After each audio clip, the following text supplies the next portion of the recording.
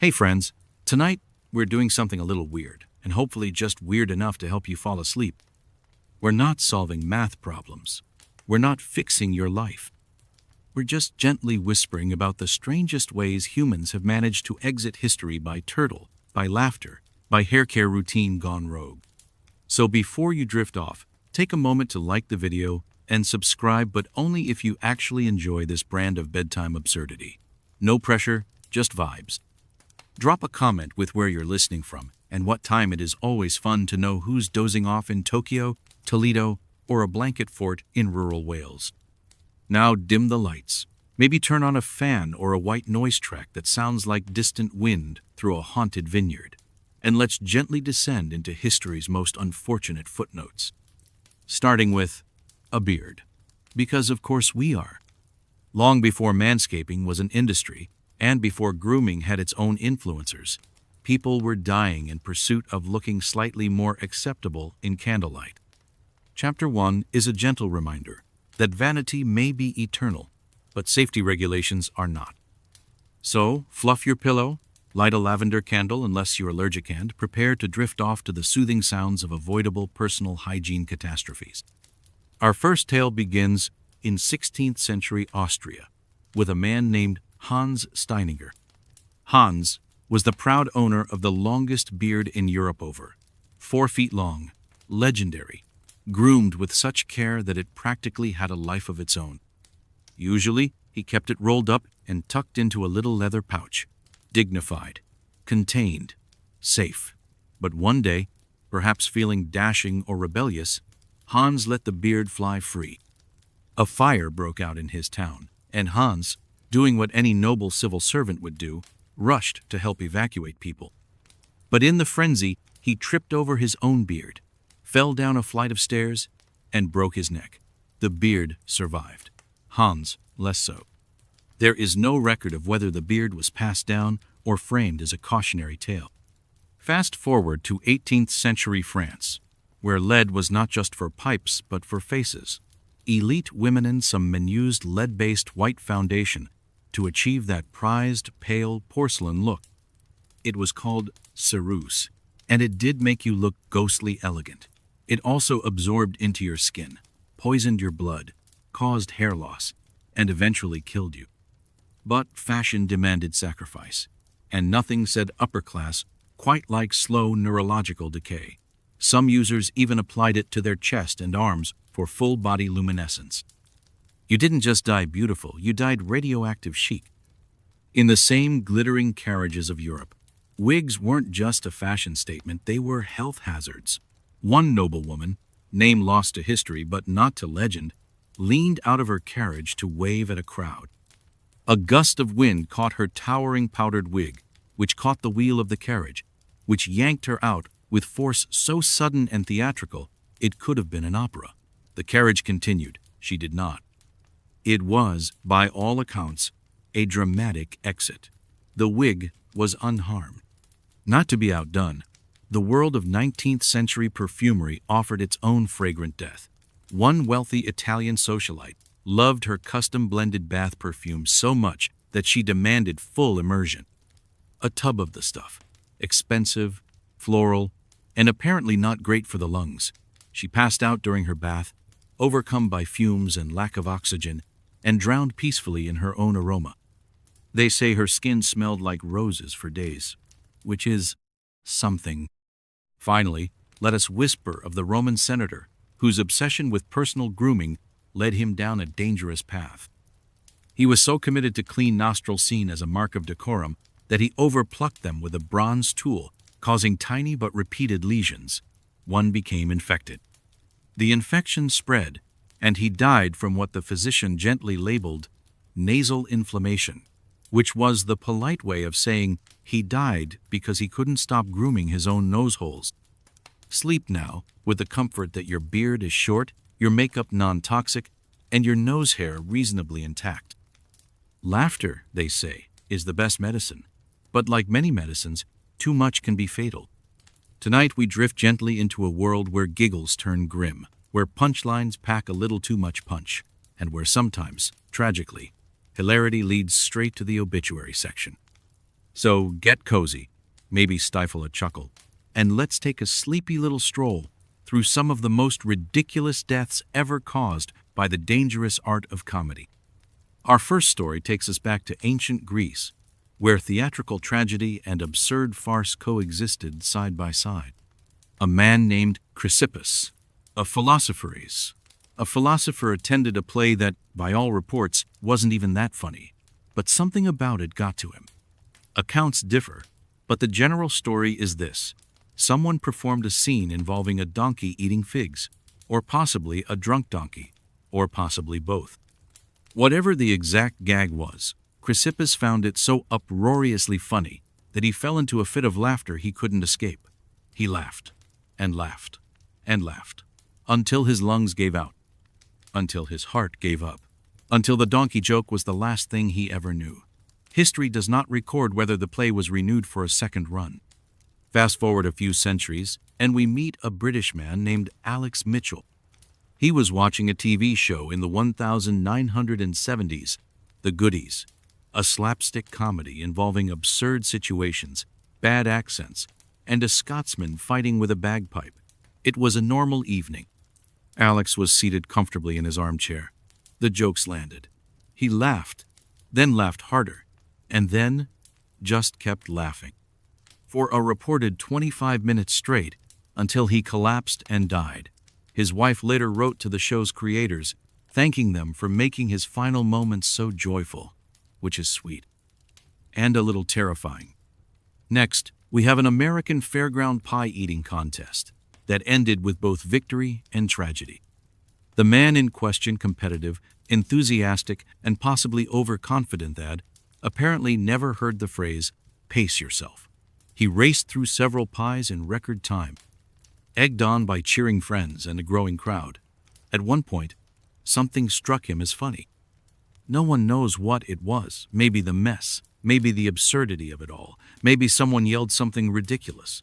But he began to laugh while chewing, inhaled mid-guffaw, and promptly choked. EMTs arrived, but the damage was done. He died with whipped cream on his face and a joke in the air. Our next poor soul met their end via sign, literally. A man in mid-laughter over what no one knows was walking through a busy city street when a large advertising sign, weakened by wind and time, broke free from its perch above a shop and came crashing down. His laughter stopped instantly. Death by irony. The sign was reportedly advertising a comedy club. Finally, we arrive at the case of the chicken bone. A man, out with friends at a pub, was recounting a story his own, as it turns out about a date gone horribly wrong. He delivered the punchline with perfect timing, leaned back in smug satisfaction, took a bite of rotisserie chicken, laughed at his own joke, and immediately began to choke. Attempts to help were made, but the bone was lodged too deep. He died among friends, sure, but also among beer, napkins, and the kind of silence that always follows too much joy turned too quickly into panic. So, dear listener, laugh freely, but maybe not with your mouth full, or directly beneath heavy signage, or during anything involving poultry. Sleep now, with the comforting knowledge that you're unlikely to die of laughter in bed. Probably. Being royal has its perks: gold, palaces, powdered wigs, entire armies at your beck and call, but it also seems to come with a remarkable lack of common sense. For centuries, monarchs have treated their bodies like indestructible divine vessels, often with fatal consequences. Tonight, we turn down the silk sheets of history and climb into bed with 5 rulers who absolutely should have stayed there. Let's begin with King Adolf Frederick of Sweden, a man known less for his policies and more for how he died. It was 1771, and the king was in high spirits during a particularly indulgent Shrove Tuesday feast. He dined on lobster, caviar, sauerkraut, smoked herring, and champagne because royal metabolism is a myth. But he wasn't done. For dessert, he ordered his favorite, semla, a cardamom, spiced bun filled with almond paste and whipped cream, served in a bowl of hot milk.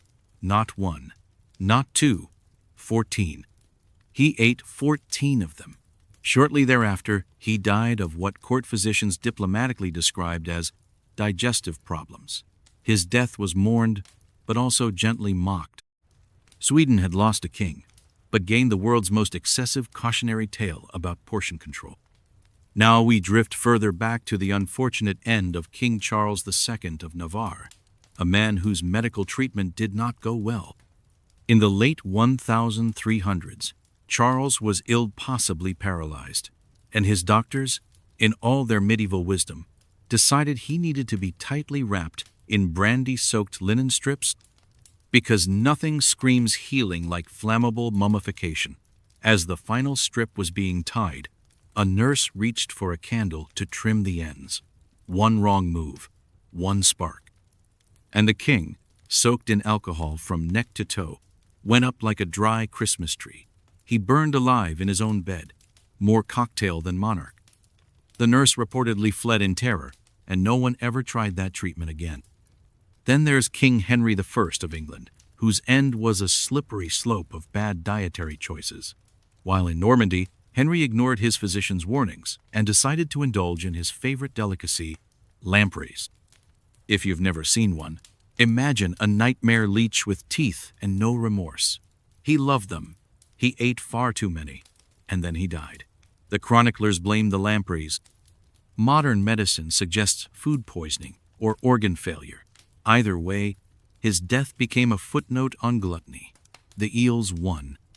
Far from the dinner table, Emperor Valerian of Rome suffered a fate so brutal it's barely believable.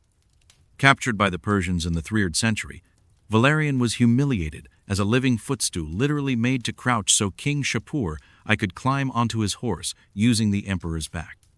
After years of degradation, Valerian was finally killed and reportedly skinned. His preserved, stuffed skin was displayed as a trophy. Not exactly how most emperors plan their retirement. And lastly, we pour one out literally for George Plantagenet, Duke of Clarence, who died in the most on-brand way imaginable, drowned in a vat of wine. According to legend, and some suspect he may have chosen it, George was sentenced to death for treason and allowed to pick his method of execution. He selected Malmsey wine.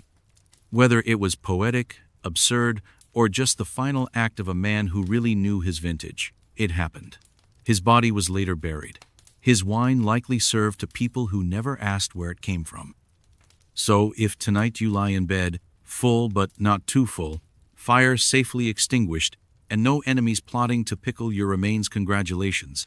You're already doing better than half the crowned heads of Europe. Intelligence is a beautiful thing until it turns on itself. Some of history's brightest minds have burned out in ways so baffling, they'd make their own research assistants wince. Tonight, we ease into the quiet absurdity of brilliant people undone by an absence of practical instincts. So fluff your pillow, sip your tea, and let's drift off to a chapter where IQ points are no match for gravity, glass, and very bad timing. We begin with a scholar so devoted to knowledge he was literally crushed by it. A reclusive philosopher named long lost to history but possibly a 17th century bibliophile lived, surrounded by floor-to-ceiling shelves stuffed with books he likely hadn't read but refused to part with. One night, after reorganizing his collection to a new, entirely unstable configuration, the structure gave way. Thousands of books, stacked beyond the laws of architecture, collapsed like a scholarly avalanche. He was found the next day, buried beneath Greek tragedies, astronomy charts, and probably a copy of Plato's Republic. Some say he died doing what he loved. Others say he should have just bought a second bookshelf. Then there's the mathematician who literally couldn't see the forest for the algebra.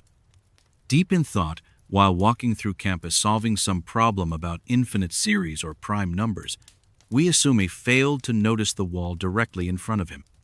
Despite multiple witnesses shouting warnings, he walked full speed into it, suffered head trauma, and died days later of internal bleeding. A tragic end, made worse by the cruel irony that the very equation he'd been obsessing over was discovered later by someone who watched where they were going. Next comes the Segway story, modern, ridiculous, and true. Jimmy Heselden, a successful British businessman and owner of the Segway company, was a philanthropist and engineer who loved testing his products. While riding his off-road Segway on his own estate in 2010, he veered to let a dog walker pass and accidentally backed over a cliff. He plunged into the river below. His death was ruled accidental. And yes, he truly died via Segway while trying to be polite. It was a technological tragedy Shakespeare wouldn't dare write. Then we have the lawyer with unshakable confidence in tempered glass. Standing high up in a Toronto office tower, he sought to impress a group of interns by demonstrating how strong the floor-to-ceiling windows were. To prove his point, he ran at the glass, hard. It held as promised. Then he did it again. This time, the glass popped clean out of the frame. He fell 24 stories. The glass never shattered. He was technically right. And finally, the alchemist. Like many before him, he sought immortality through chemistry. Inspired by Chinese legends of elixirs and eternal youth, he worked tirelessly on his greatest creation, drinkable gold. He melted and mixed rare metals, muttered incantations, and produced a glowing concoction that looked impressive and smelled suspiciously metallic. He drank it and died soon after, likely of heavy metal poisoning. No one else drank the elixir, though it's rumored the bottle was sold years later as art. So sleep now, content in the knowledge that your bookshelf is stable, your windows are stationary, and you're not sipping molten gold. Intelligence may be a gift, but sometimes common sense is the real secret to survival. Eating is supposed to be one of life's safer pleasures. Comforting, nourishing, ideally not fatal. But history ever creative has served up more than a few people who underestimated the bite of dinner or the physics of airborne reptiles. Tonight's tales are a warning from the dinner table. So relax, sip something safe, and let's chew through 5 moments where mealtime turned menacing. Our first course is a tale of ambition, hubris, and stomach capacity. Competitive eating has always existed, even before the age of hot dog contests and sponsor logos. In the early 1700s, a young man in France, already known for his prodigious appetite, entered an eating contest at a local fair. The prize? Money and bragging rights. The menu? Everything. He devoured pies, sausages, loaves of bread, and several liters of ale. Onlookers cheered. He did not stop. Somewhere between the 6th and 7th round, he clutched his side, went pale, and collapsed. His stomach had literally burst. The medical term is gastric rupture, but the real diagnosis was too much ambition, not enough self-preservation. The prize money was left unclaimed. Next up, a story of dessert betrayal. A noblewoman in 18th century Vienna had a known allergy to almonds, which she tragically kept to herself, perhaps from vanity, perhaps from disbelief that desserts could ever be dangerous. At a royal banquet, the chef prepared an elaborate marzipan tart. Almonds, sugar, artistry. She was enchanted by its beauty, took a bite, smiled graciously, and immediately began to wheeze. Medicine at the time consisted of brandy and prayer. Neither worked. She died within the hour, her powdered wig still immaculate. And now we look up. No, really look up. In ancient Greece, playwright Aeschylus was outdoors, enjoying the sun, perhaps mulling over a dramatic monologue, when an eagle mistook his bald head for a rock. Eagles, it turns out, had a gruesome but effective hunting technique. They'd snatch turtles, fly high, then drop them onto stones to crack the shells. Unfortunately for Aeschylus, his shiny scalp seemed like the perfect target. The eagle dropped the turtle. The turtle did what turtles do. It didn't miss. History records Aeschylus died instantly. The eagle was never brought to justice. Our fourth diner went out in style. Too much style, perhaps. A wealthy Russian aristocrat was determined to show off the decadence of his lifestyle with a feast covered in edible gold. Everything shimmered. The soup, the dessert, even the steak. But gold leaf, while technically digestible, isn't something the human throat appreciates mid-laugh. Mid-toast, he took a bite of his glistening steak, began to laugh at a joke about taxes, and immediately began choking. The gold leaf had adhered to his throat just enough to block his airway. He was dead before the servants could even find the caviar spoon.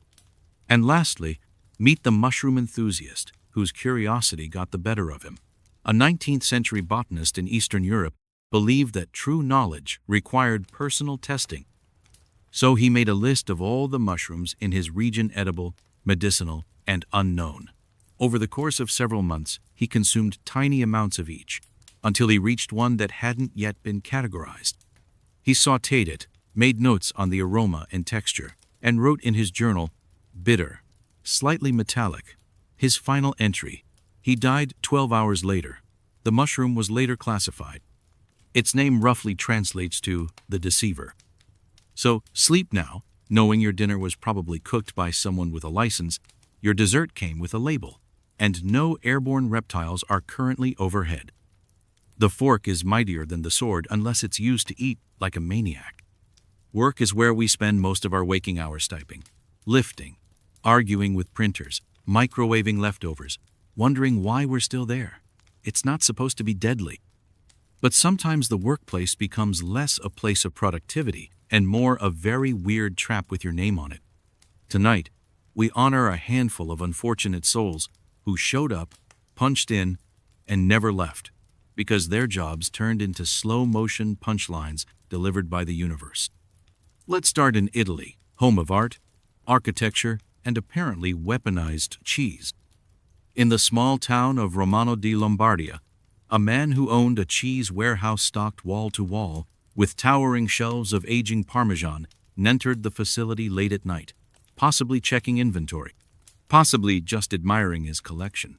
Unfortunately, the racking system was old, and one of the shelves gave way. One toppled, then another, like dairy dominoes. He was buried under thousands of wheels of hard cheese, each weighing over 80 pounds. It took rescuers more than 12 hours to reach him. They did not find him alive. The official cause of death? Crushed by cheese, aged to perfection, expired under pressure. Now we glide into the 21st century, where technology's cold metal arms are supposed to make our lives easier until they don't. In a car manufacturing plant in Germany, a worker entered a restricted zone to adjust part of a robotic assembly unit. The robot, programmed for single-purpose tasks, did not know he was human. It grabbed him as it would a car part and slammed him against a metal plate. By the time others reached him, it was too late. He died in what the company delicately called a malfunction involving human interaction. The future, it seems, still needs safety protocols. Next up, chocolate, the dream food. Unless you're submerged in it. A woman working at a confectionery plant in the United States was cleaning a massive industrial vat of liquid chocolate.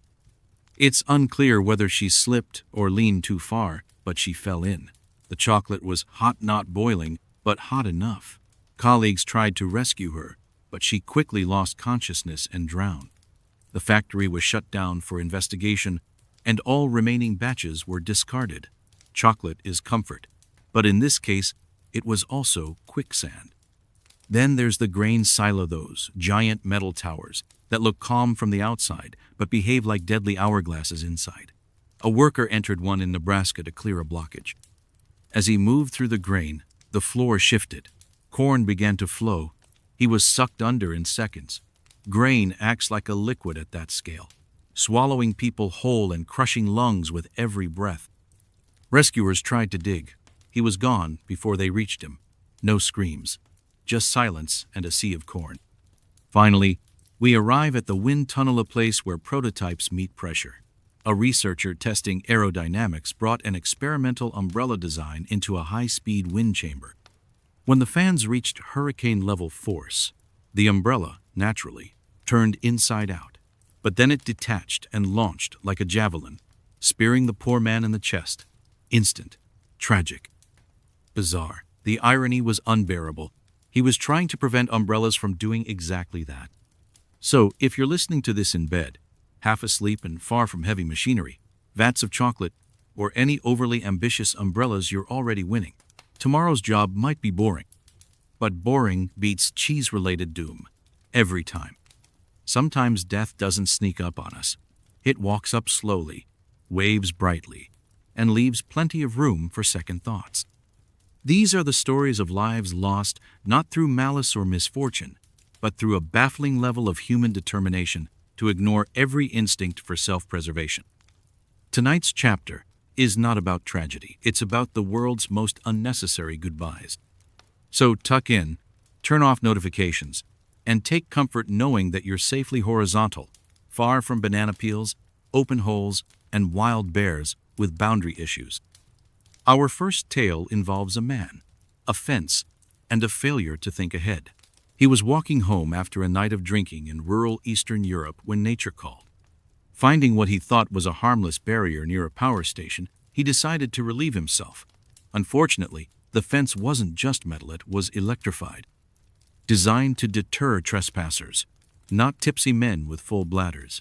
And in a tragic twist of physics, urine conducts electricity. A high-voltage arc traveled back upstream, and he collapsed midstream. He was found the next morning with a look of surprise and very little dignity remaining.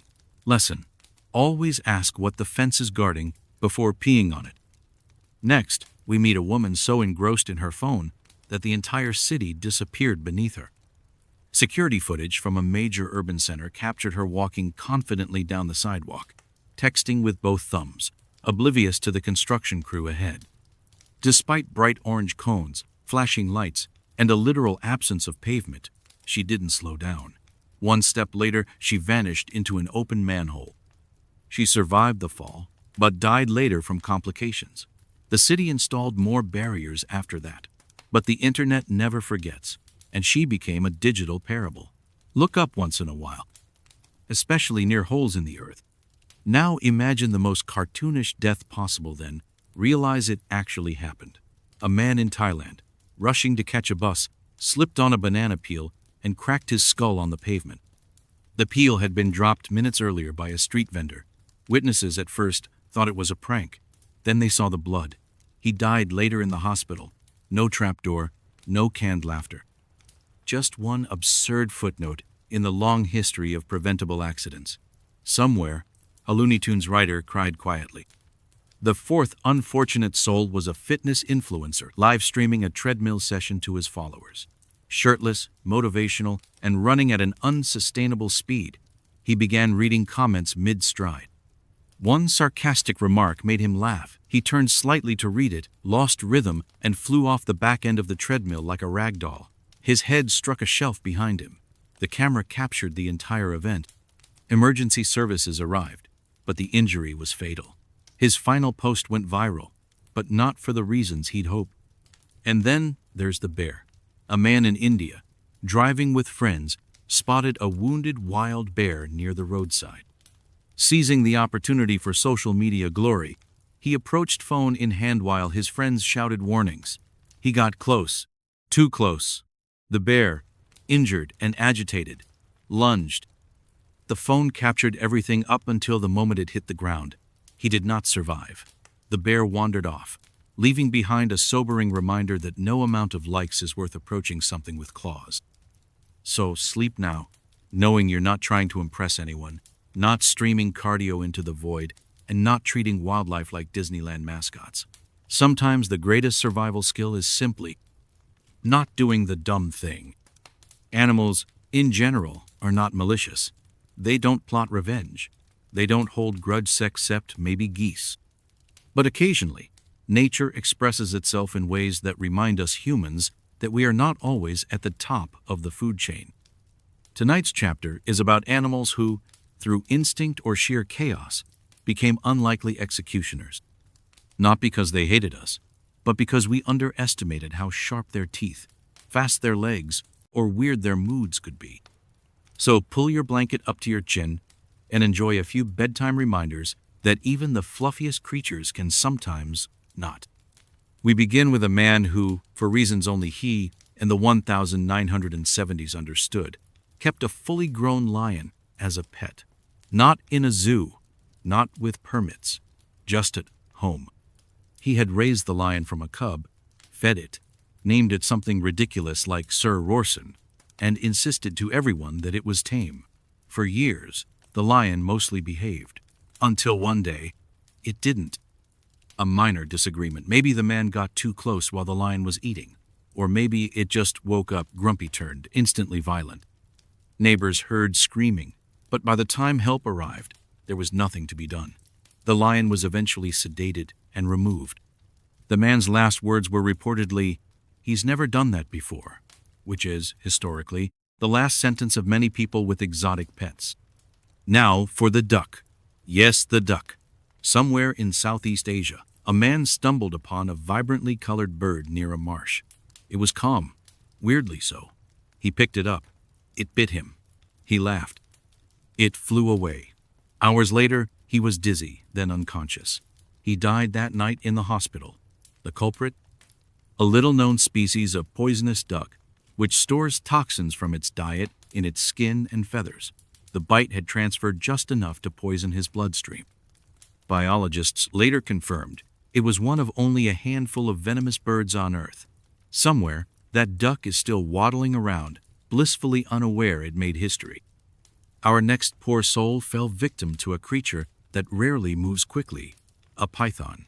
In Indonesia, a man went missing after failing to return from a short walk through his plantation. A search party eventually found his boots, then his phone, then a very bloated python lying suspiciously still. Inside, the entire man swallowed whole. Pythons don't chew. They constrict, then consume, slowly. No one knows if he was alive when it started, but sleep comes easier if you imagine he wasn't. The snake was cut open. The community held a funeral. The snake, well-fed, died too. Then there's the rabbit incident.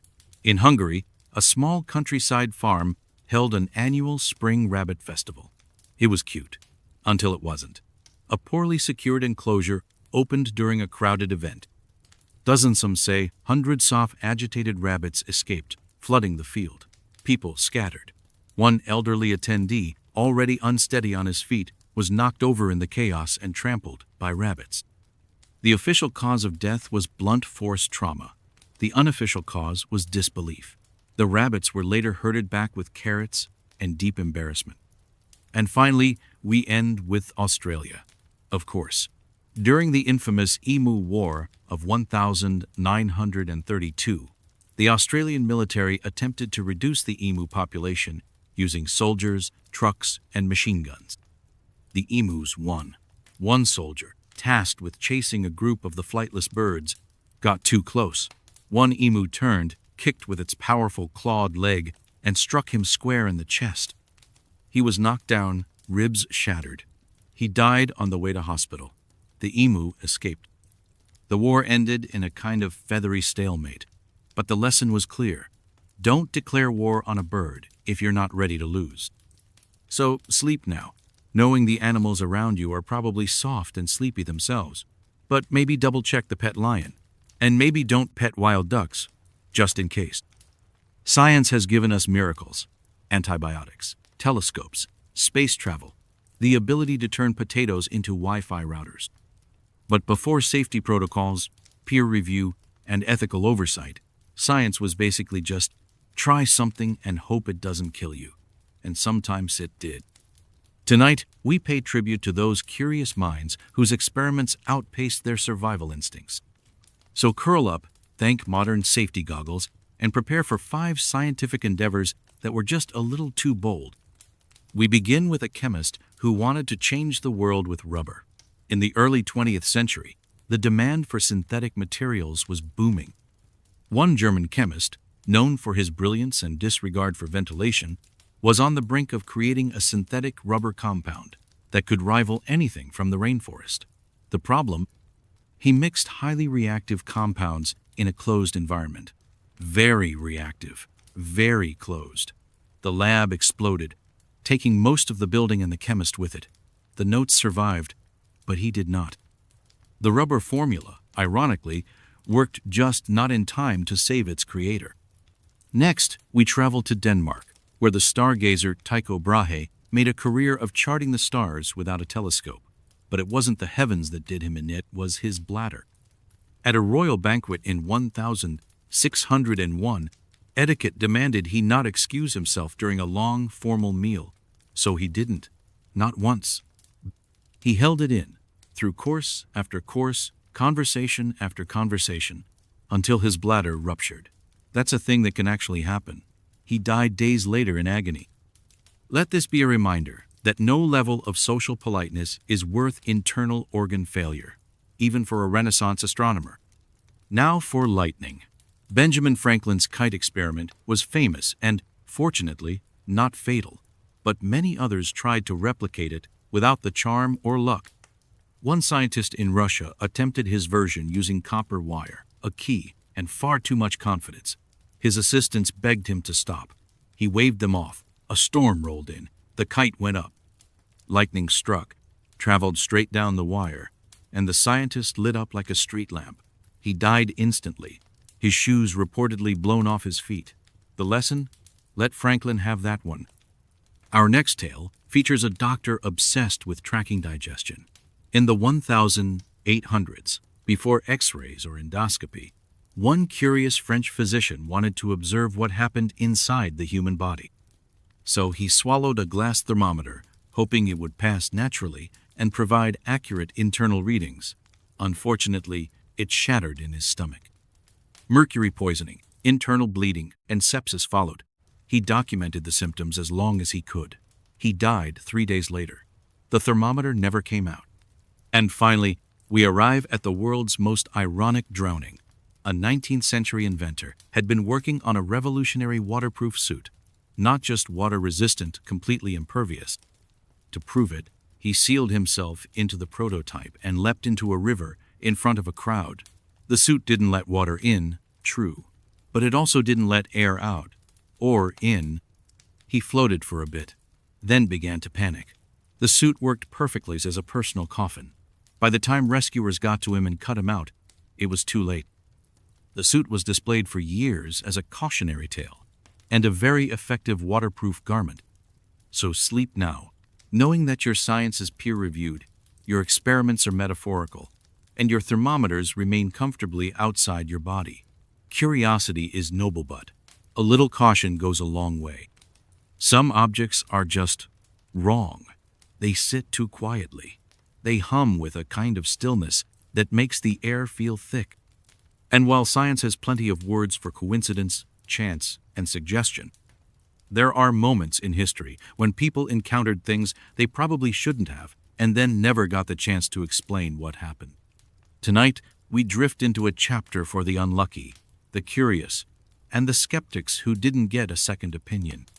These are the deaths that came gift-wrapped in glass, silk, or porcelain, carrying a price tag and a curse. The mirror was antique, ornate, and very proud of itself. It had hung in the hallway of a colonial estate for decades, untouched by modern cleaning or common sense. One afternoon, a visitor, elderly, polite, and known to scoff at ghost nonsense, paused in front of it.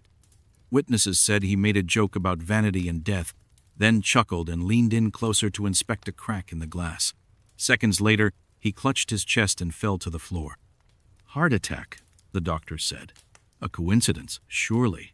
Except others who had stayed in the house swore the mirror showed them faces that weren't their own. The crack, by the way, had never been there before. Now we descend a little deeper, into the sands of Egypt, where curses are as common as tourists.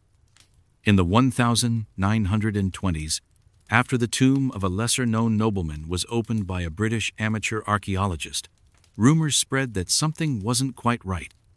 The man, healthy, well-funded, and freshly tanned from days in the sun, returned to Cairo and fell violently ill.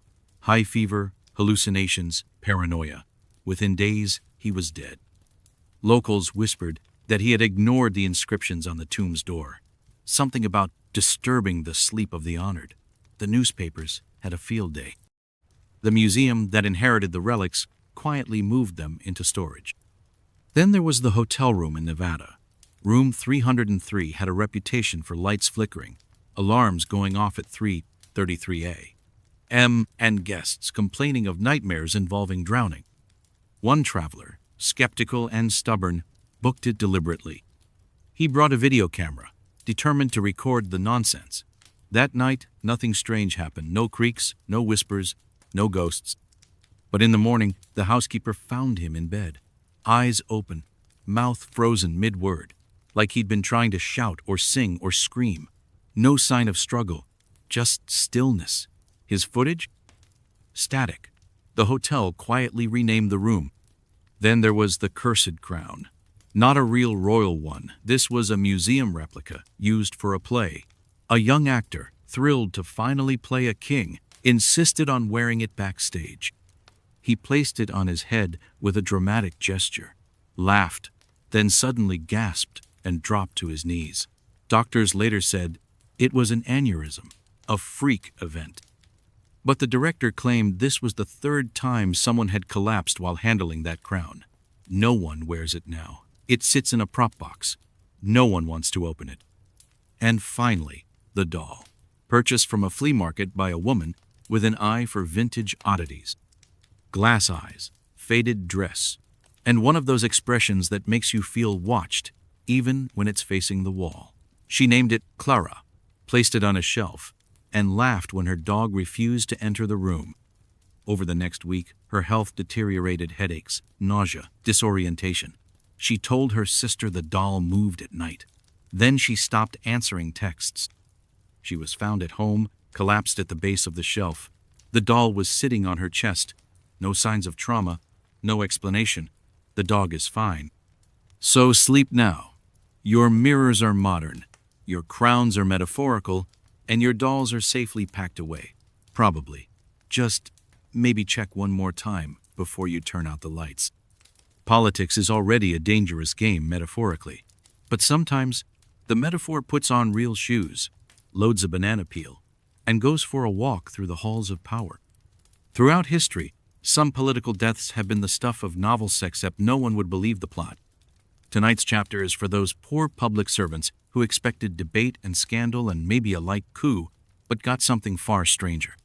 So close your eyes and imagine what it must feel like to rise to the top, only to be undone by a microphone, a floor polish, or your own team. We begin with a president of a small, unnamed republic, unnamed, because his surviving cabinet really doesn't want people remembering this story. The man was charismatic, popular, and also very, very paranoid. He insisted his bodyguards never be more than a few feet from him at any time. During a public appearance in a crowded square, someone in the crowd popped a balloon. It sounded exactly like a gunshot. The bodyguards reacted instantly.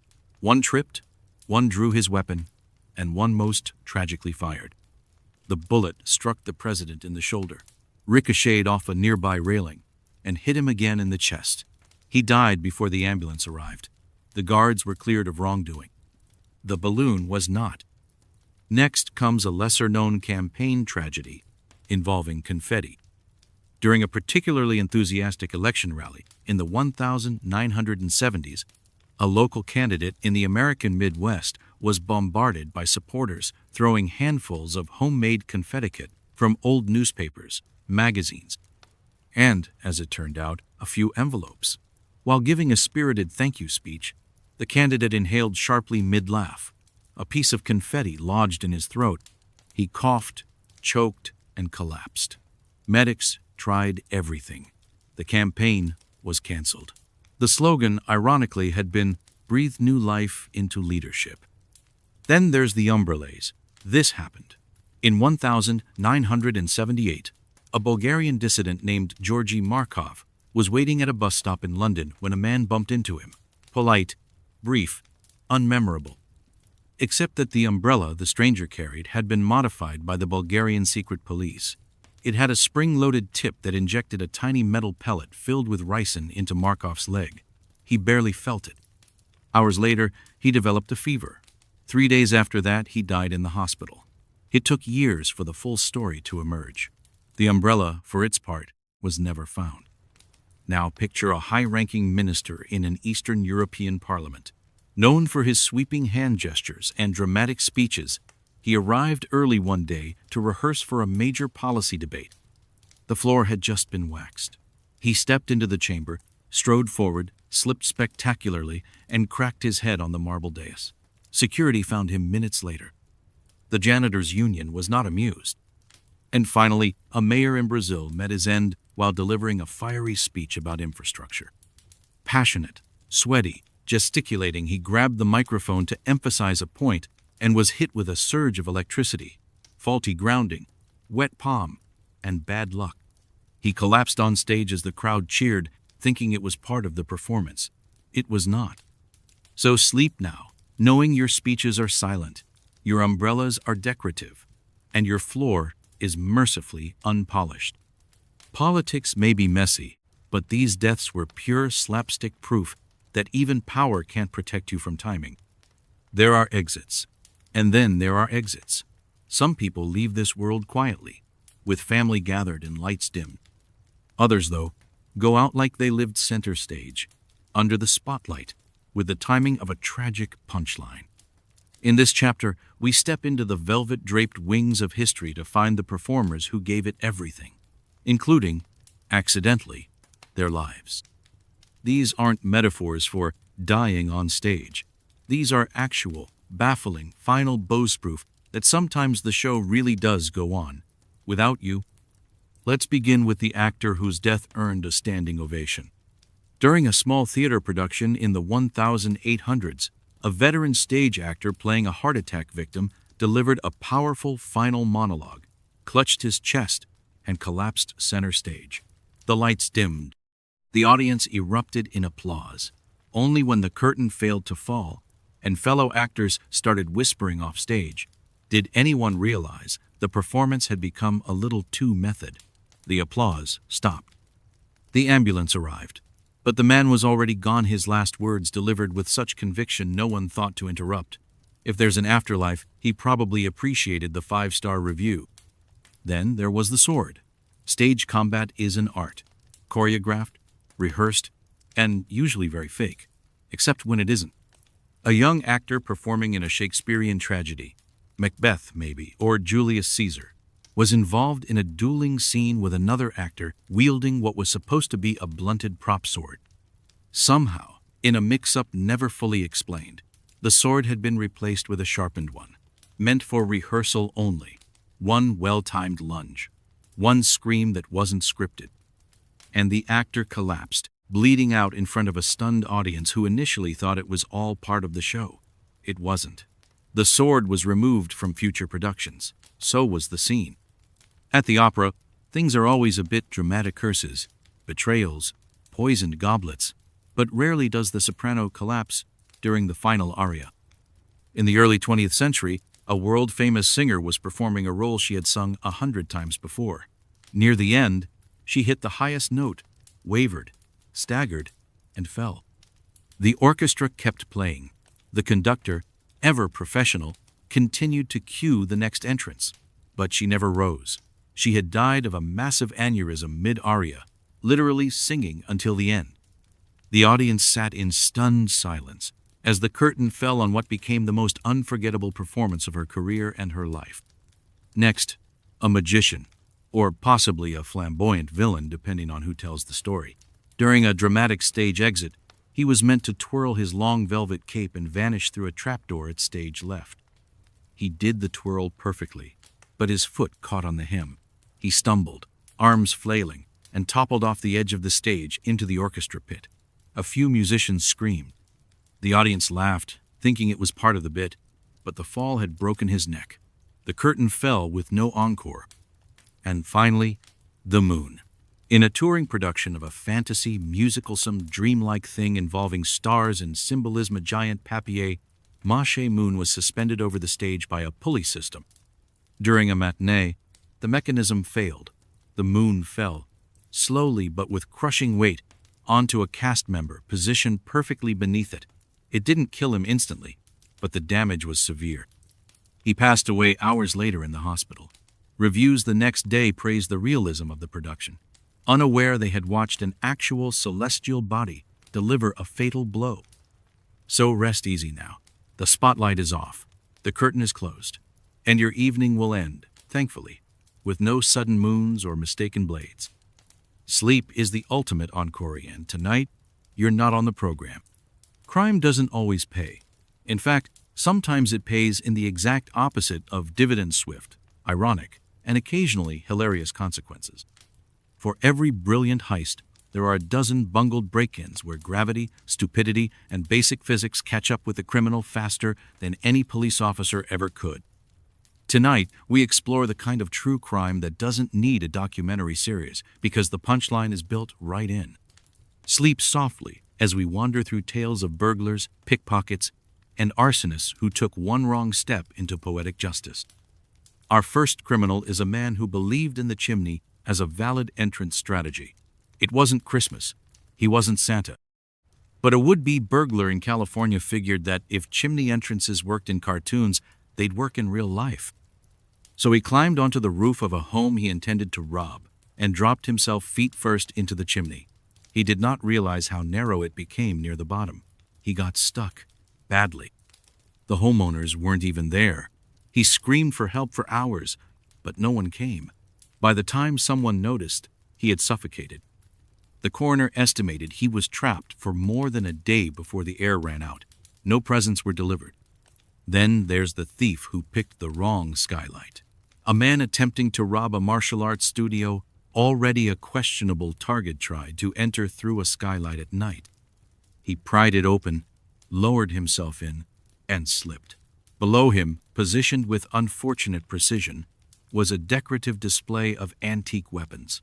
He landed directly on a ceremonial sword.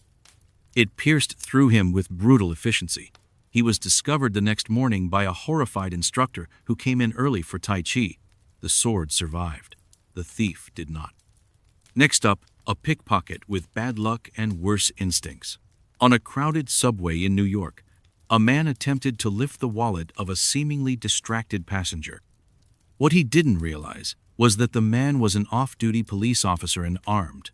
The officer felt the tug, turned instinctively, and drew his weapon. In the scuffle, the thief was shot in the abdomen. He lived for a few hours, but died before giving a full statement. The wallet he tried to steal had exactly 7 in it, a punch card for a sandwich shop, and a receipt from a dry cleaner. Not exactly Ocean's 11. Then there's the burglar, with ambition and poor upper body strength. After breaking into a suburban home, he decided to steal the family's brand new flat-screen TV. It was massive, too massive. As he tried to carry it out alone, it slipped from his grip, fell onto him, and fractured his skull. Neighbors called the police after hearing a loud crash and groaning. By the time they arrived, the burglar was pinned and unresponsive. The TV had cracked as well. No winners that day. And finally, our arsonist. In a small town in Eastern Europe, a man with a grudge against a local business decided to burn it down. His method? A full can of gasoline and a match, indoors.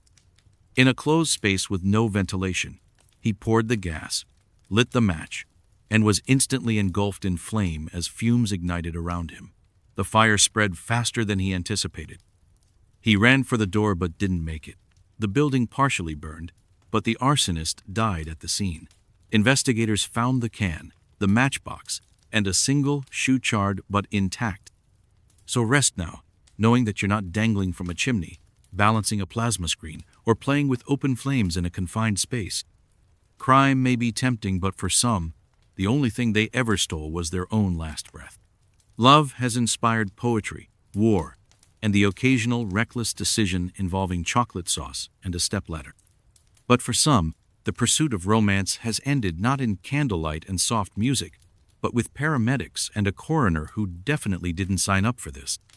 Tonight's chapter explores the passionate, the foolish, and the tragically theatrical.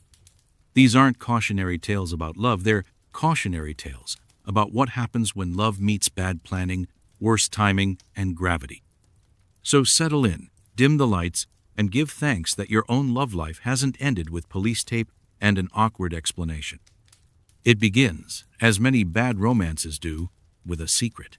A man in Paris, juggling 2 lovers, decided to spend the night with the one who wasn't expecting him. He arrived late, bearing wine and excuses. Unfortunately, the woman he wasn't supposed to be with had followed him, suspicious and armed with a small but sharp kitchen knife. She let herself in mid-seduction, saw what she feared, and lunged. It was fast, clumsy, and over in seconds. The man died of a single stab wound. Both women were arrested, though only one was convicted. At the trial, she said, "I didn't mean to kill him, I just didn't want him happy." France, as usual, had no notes.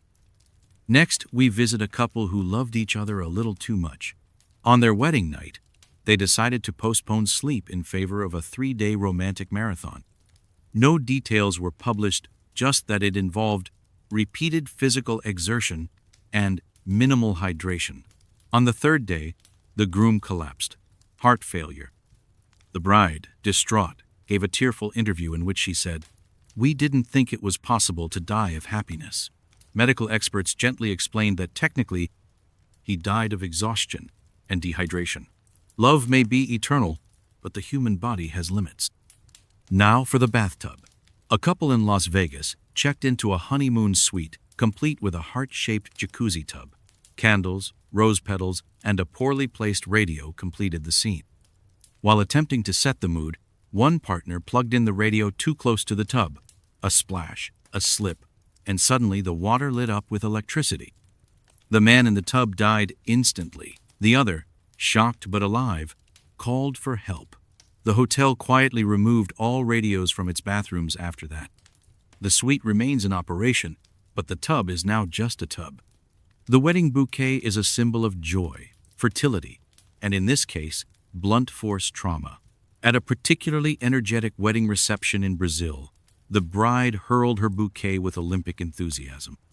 It sailed across the room and hit an elderly guest square in the face. The stems struck just wrong, causing him to fall backward into a decorative fountain. He struck his head, lost consciousness, and died in the hospital. The bouquet was later dried and kept as a keepsake, because apparently no one in that family believes in omens. Finally, the balcony. A young couple, inspired by Shakespeare and poor judgment, decided to reenact the famous balcony scene from Romeo and Juliet. She stood above, he below. She swooned. He reached up. Then, giggling, she tried to climb over the railing for a dramatic leap into his arms. He shouted no. She didn't listen. She slipped. He didn't catch her. The fall wasn't fatal immediately, but she died of internal injuries days later. At the hospital, he whispered, "I thought it would be romantic." The nurse reportedly replied, "Next time, just write her a poem." So sleep soundly tonight, knowing your love life ISAT worst mildly awkward, and your romantic gestures haven't required a first responder. In matters of the heart, it's not the feeling that's dangerous. It's the choreography. Faith can move mountains. It can bring comfort, community, purpose, and, occasionally, a deeply dramatic death that no one really expected. Throughout history, devotion has inspired great acts of sacrifice, but sometimes that sacrifice is a little more accidental than divine. Tonight, we explore the final moments of those whose spiritual journeys took a hard turn into the bizarre, the tragic, and the sort of irony usually reserved for cautionary tales whispered behind stained glass. So, lay back, take a breath, and let's gently wander into a few cases where the afterlife arrived faster than scheduled. The first story comes from the arid deserts of northern Africa, where a self-proclaimed holy man sought transcendence through extreme fasting. Believing that divine purity could only be reached by ridding the body of all earthly indulgence, including food and water, he vowed to fast for 40 days and 40 nights. His followers begged him to moderate. He insisted the spirit would nourish him. By day 30, he could no longer stand. On day 32, he fell into a coma. By day 33, he was gone. His final words were reportedly, "I see the light," which his followers interpreted as a sign. The coroner said it was hypoglycemia. Our next story unfolds during a massive pilgrimage in South Asia. Millions of people gathered for a religious festival along a sacred river, converging to bathe and chant and pray. But faith doesn't cancel out crowd physics. In a moment of panic, a rumor of a fire, or perhaps a sudden shove, the crowd surged. In seconds, it became a stampede. Bodies pressed against bodies, breath lost in the crush. An elderly pilgrim, caught in the middle, fell. No one saw him go down. No one could stop. By the time the wave passed, he had been trampled beyond recognition. His family found his sandal the next day. His death certificate simply read, "Crushed by devotion." In the Philippines, a fervent Catholic community reenacts the Passion of Christ each year, complete with real crucifixions. Volunteers are nailed to wooden crosses in a spectacle that's both penance and public devotion. One year, a man new to the ritual and determined to prove his faith insisted on longer exposure. "Leave me up until sunset," he said. He was dehydrated. The day was hot. After 3 hours, he went into cardiac arrest. The crowd applauded, thinking he was acting. He died before he could be unnailed. Organizers now impose a time limit. Snake-handling churches still exist in parts of the United States, where worshippers believe that true faith renders them immune to venom. One such pastor had been bitten before and survived, which only strengthened his belief. But snakes are unpredictable and unimpressed by Scripture. During a particularly ecstatic sermon, he raised a rattlesnake over his head and shouted, "The Lord protects the faithful." The snake bit him in the neck. He kept preaching for 10 more minutes, then collapsed mid-hymn. Paramedics were not called. His congregation held a quiet service the next day, minus the snakes. Finally, the revival tent. Somewhere in the southern U.S., a firebrand preacher known for his thunderous voice and theatrical delivery was leading a midnight revival. Sweat pouring, eyes wild, he bellowed into the microphone with enough force to rattle the folding chairs. "Can I get an amen?" he shouted. And then he stopped, froze, collapsed mid-sentence. "Aneurysm," the doctors later said. The choir kept singing for a full minute, thinking it was a bit. It wasn't. The tent emptied out quietly that night. His Bible was left open on the pulpit, the verse underlined in red, "Be still." So sleep now. Faith can inspire great things, but even the divine appreciates moderation, hydration, and the occasional safety precaution. If heaven has a welcome desk, some of these arrivals probably got fast-tracked with a quiet sigh. Some deaths are so strange, so absurd, that even history seems embarrassed to admit they may have happened. These are the stories found in dusty margins, whispered down generations, or buried in the last paragraphs of articles that begin with, "This may not be entirely verified." But truth, as they say, is sometimes less interesting than a really good story. And so tonight, we descend into the murky waters of maybe real, maybe ridiculous ending tales that may be tall, but feel just plausible enough to haunt your dreams, or at least make you side-eye your furniture. First, the man who sneezed himself to death. The story comes from England in the 1800s, involving a tailor named Thomas. Thomas reportedly began sneezing at breakfast and didn't stop. His wife counted 111 consecutive sneezes before he slumped over, red-faced and motionless. No fever, no cold, just an unstoppable sneeze spiral that may have burst blood vessels or caused a stroke. While medical professionals today are skeptical, you can't, technically, sneeze yourself to death without underlying issues. This hasn't stopped the story from spreading. Somewhere out there, a man lost a battle with pollen, or possibly pepper. Then there's the miser of Madrid, a 17th century nobleman who loved gold more than people. According to legend, he kept his fortune not in banks, but in a hidden chamber beneath his estate. One day, paranoid after a neighbor mentioned taxes, he went to count his wealth, alone. He opened the vault, climbed in, and depending on the version, either slipped on loose coins or caused a shelf to collapse. Either way, he was buried under thousands of gold escudos. The weight crushed his chest. His servants found him days later, entombed by the very wealth he refused to share. The government took the gold. Irony took the rest. Our next possible non-fictional fatality involves a flying book. An 18th century scholar was working in his private library when a minor earthquake hit the area. Shelves rattled. Nothing major except one particularly heavy leather-bound volume fell from a high shelf. It was said to be a Latin encyclopedia of medicinal herbs. It struck him squarely on the temple. Instant death. He died surrounded by knowledge. A few skeptics argue it was probably a seizure or stroke, and the book just happened to fall.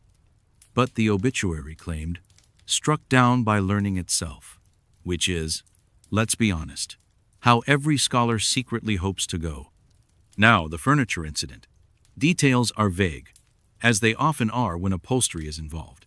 But the story goes that in the early 1900s, a woman purchased an extravagant Victorian fainting couch, heavy, carved, plush. One evening, she laid down on it to nap.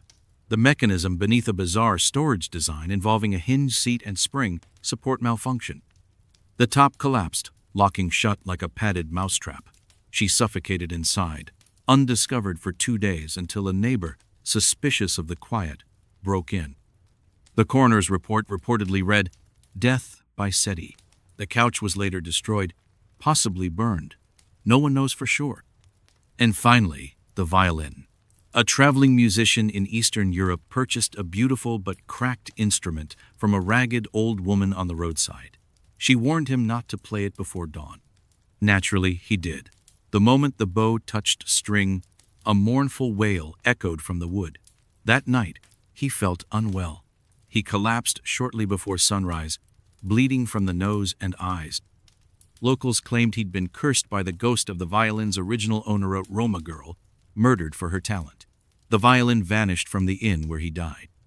Whether stolen, destroyed, or spirited away, no one knows.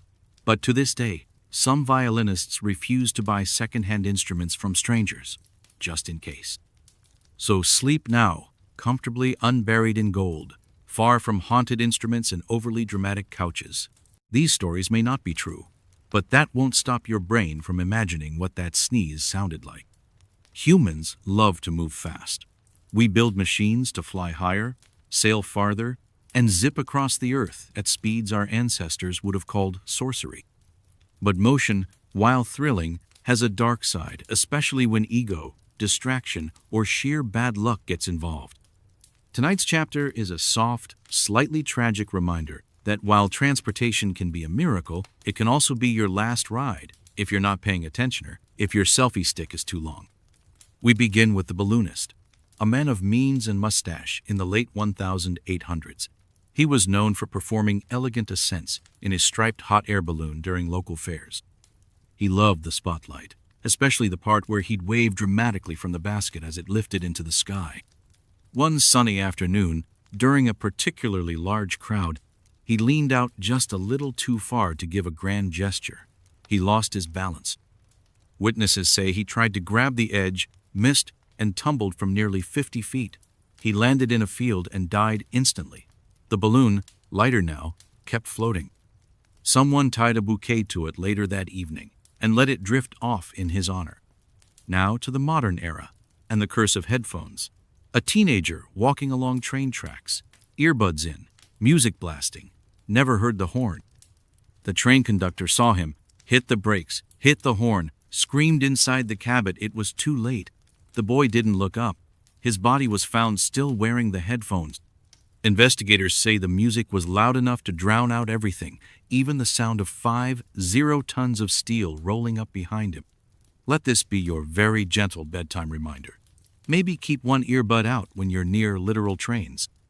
Next, the airplane. This one is rare, horrifying, and very real. A ground crew worker at a major airport walked a little too close to the rear of a jet on the tarmac. No one's quite sure why. Distraction, fatigue, maybe trying to grab something that fell, but the jet engine was on. And jet engines are, in many ways, massive vacuum cleaners of death. He was sucked into the intake in an instant. There was no time to scream, no time to react. The incident halted all flights for hours. The airline issued a statement. The crew received counseling. And a very large, very grim checklist was updated. Now, let's talk about bicycles. Specifically, one with a rocket strapped to it. A daredevil in the 1960s, determined to break a land speed record, attached a military-grade rocket to his modified bike.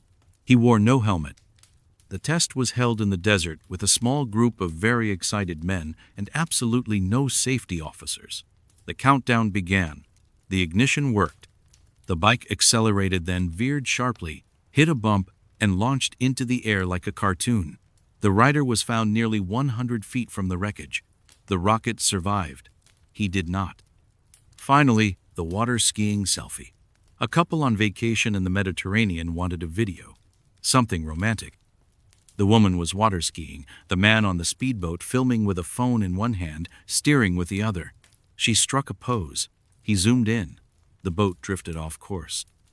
By the time he looked up, it was headed straight toward a rocky outcrop.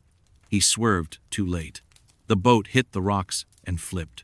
She was thrown clear, injured but alive. He wasn't so lucky. The phone survived, still recording, showing 15 seconds of blue sky, screaming, and then silence. So sleep now, your feet planted, your wheels parked, your balloon well grounded.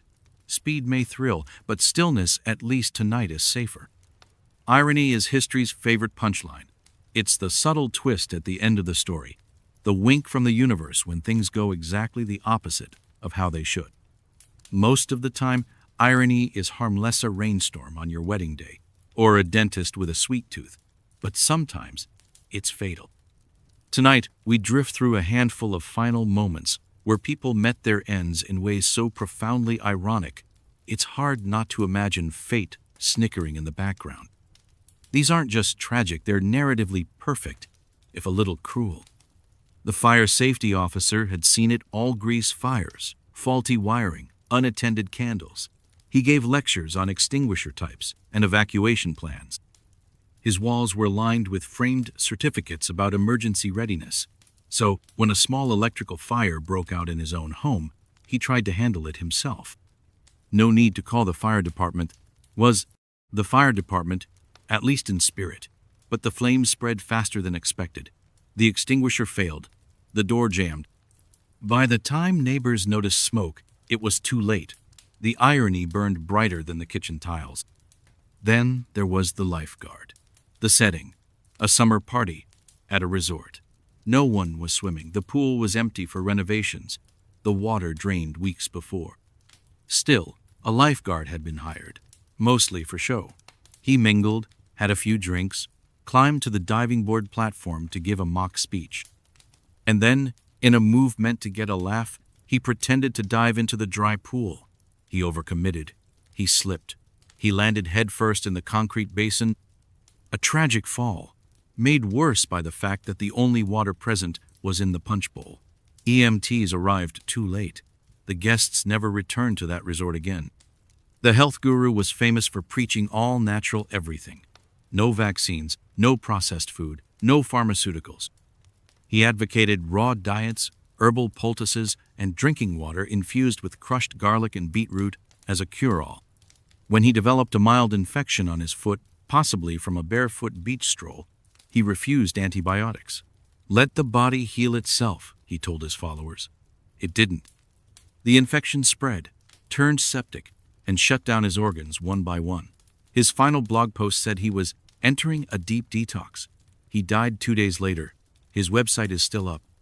The comment section is awkward. Next comes the peace activist. She had spent years organizing protests, walking in silent marches, and writing heartfelt op-eds about nonviolence. At a rally turned riot in a large European city, tensions rose when police blocked the crowd's path. Someone threw a bottle. Someone else shouted. The line broke. She tried to calm the crowd, standing in front with open arms. It was a beautiful gesture. And then the crowd surged. She was knocked down, stepped on, lost in the chaos she'd come to prevent. The headlines called it deeply tragic. Her memorial featured doves and tear gas in the same week. Finally, the safety inspector. He specialized in elevators testing emergency brakes, examining cable wear, ensuring panic buttons worked. He'd been in hundreds of shafts, ridden thousands of floors, all while assuring people they had nothing to worry about. On a visit to a newly built office tower, he stepped into an elevator under final inspection. The brakes hadn't passed testing yet. The cable snapped. He plummeted 12 stories. The safety systems didn't catch. The irony was so sharp, the city revised its inspection protocols immediately. His clipboard was found intact. The checklist had "needs additional testing" circled in red. So rest easy tonight, tucked safely in bed. The world's ironies may swirl around us, but they usually save their most poetic moments for people in the wrong place, at exactly the right or wrong time. For now, let the safety inspector sleep in peace. You've checked your elevator, right? Ancient history is filled with epic wars, divine prophecies, and marble statues of men with mysteriously tiny togas. But behind all that glory and grandeur were real people making very human mistakes, sometimes fatal ones. Long before warning labels, safety protocols, or modern hygiene, people managed to meet their end in ways that would make even a gladiator wince. Tonight, we journey back thousands of years to uncover some of the most bizarre deaths from the ancient world, proving that history's greatest civilizations were also history's greatest cautionary tales. It begins with a Spartan, victorious and deeply hydrated. After returning from a hard-fought battle, a feast was held in his honor. As was custom, wine flowed freely, undiluted and unmeasured. Spartans weren't exactly known for their moderation. In the middle of a toast, he raised his goblet high, shouted something about honor and blood, then choked. Whether it was a stray grapeskin or just an unfortunate gulp at the wrong time, the warrior gasped, coughed, and collapsed. The room reportedly went silent, unsure if this was part of a longer speech. It wasn't. He was dead before dessert. The moral? Even warriors can be undone by a poorly timed sip. Then there's the Roman senator, known more for his wit than his policies. At a particularly dull Senate session, he cracked a joke about taxation that involved a play on words so layered and pretentious it went over everyone's head, except his own. He found it hilarious. So hilarious, in fact, that he laughed until he couldn't breathe. Witnesses say he doubled over, wheezing, tears in his eyes, and finally slumped in his seat, still chuckling as he passed. The pun? Sadly lost to history, though some suspect it involved the Latin word for debt. The senators adjourned early. The marble bench where he died became an accidental tourist attraction. Across the Mediterranean, a young Egyptian pharaoh met a decidedly less glamorous end. Obsessed with Grumengan, important ritual in pharaonic culture, he insisted on shaving himself rather than relying on servants. During one such session, he nicked himself near the jaw. Small cut, nothing serious. Except in the ancient world, even tiny wounds could turn deadly. Within a few days, the cut became swollen and discolored. Infection set in. Fever followed. Despite the best incantations and poultices involving honey and crocodile dung, he died in bed, clutching the razor. His death mask was flawless. His cause of death, basically a zit with ambition. Now for a Greek athlete who took pride in his physique. A champion of the Pancrationa, brutal mix of boxing and wrestling, was known for showing off. One day, surrounded by admirers, he flexed hard enough to rupture something deep inside his torso. Some say it was a hernia, others say a burst artery. All agree it ended with a sudden dramatic collapse in the phrase, "Did you see that?" Yes, they did. The statue erected in his honor depicted him mid-flex, forever frozen in his final fatal pose. And finally, we visit ancient China, where one emperor obsessed with immortality commissioned alchemists to brew an elixir of life. Their solution? Mercury. Lots of it. He consumed it daily, believing it would preserve his spirit and body forever. Instead, he developed tremors, paranoia, and eventually a gruesome, drawn-out death as his organs shut down one by one. His court tried to spin it as ascending to the heavens, but even the official scribes couldn't ignore the puddle of drool on the floor. His tomb, ironically, contains rivers of mercury meant to protect him in the afterlife. So rest now, knowing your personal trainer won't push you into spontaneous combustion and your skincare routine doesn't involve heavy metals. The ancients built empires, yes, but sometimes they forgot not to drink their own medicine. Modern life offers us miracles, instant noodles in 3 minutes, global communication in seconds, a machine that delivers cold soda if you just press a button. And yet, somehow, we still find ways to ruin it all in the most tragically ironic ways imaginable. In a world where people live longer than ever, Some still manage to die like the punchline of a joke told by a very tired internet. Tonight, in our final chapter, we explore deaths that feel less like fate and more like satire final exits that could have been avoided with a little less ego and a lot more common sense. Let's start with the vending machine. The man, late 20s, worked in a quiet office where caffeine was the unofficial religion. One day, the machine jammed. His candy bar got stuck on the little metal spiral, just dangling there. He shook the machine. Nothing. He rocked it harder. Still nothing. Witnesses say he gave it one last shove, at which point the machine toppled forward 600 pounds of cheap plastic and steel. It pinned him. Paramedics were called, but it was too late. The Snickers bar was retrieved. No one ate it. A small sign was later installed, "Do not rock machine, even if it's being a jerk." Then there was the woman and the glass door. She was rushing through a high-end shopping mall, texting with one hand, sipping coffee with the other. The floor had just been polished. The glass doors had just been cleaned perfectly, too perfectly. She didn't see them at all. She walked directly into the glass at full speed. The impact knocked her back. She slipped, hit her head on the marble tile. Brain trauma. She died in the hospital that night. Security footage confirmed there were no warning stickers. The mall now uses decals of little birds on every pane. Enter the TikToker. He had a modest following, a signature catchphrase, and a dangerous need to go viral. The challenge that week involved jumping onto a moving subway car and hanging on while it entered the tunnel. He tried it. His grip didn't hold. He was struck by part of the tunnel infrastructure before anyone could shout for help. The video was never uploaded. His account was flooded with condolences and arguments about platform responsibility. The hashtag went from trending to memorial overnight. The gamer was different, quiet, introverted. He entered a competitive gaming marathon in an internet cafe, 72 hours. Minimal breaks, lots of energy drinks.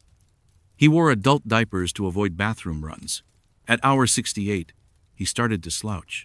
At hour 70, he slumped. People thought he was sleeping. By the time anyone checked, his heart had stopped. Pulmonary embolism. His character was still alive on screen, waiting patiently for input that would never come. His chair remains at that cafe, unofficially retired. And finally, the influencer. A rising star with perfectly curated photos and a fondness for drone shots. She had traveled to a cliffside in Iceland. The wind was strong. The view was better. She set the drone to orbit mode, turned her back to the drop, and leaned back for a dramatic silhouette against the sunrise. One gust, one misstep. The drone caught it all.